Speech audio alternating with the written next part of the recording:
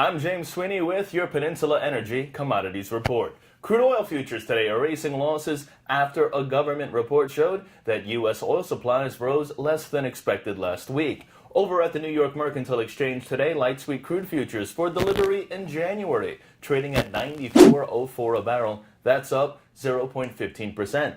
Prices did trade at $93.66 a barrel prior to the release of the data. The U.S. Energy Information Administration said in its weekly report that U.S. crude oil inventories rose by 375,000 barrels in the week ended November 15th. However, that was well below expectations, which called for an increase of 900,000 barrels. You do the math.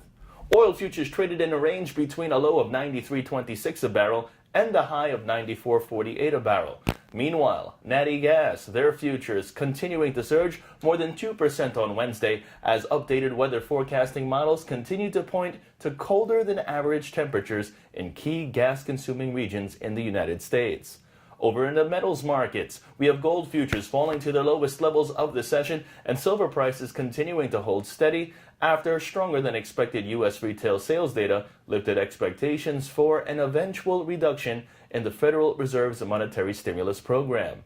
Over on the COMEX division of the New York Mercantile Exchange, gold futures for December delivery trading at $1,262.60 a troy ounce. This during U.S. morning trade.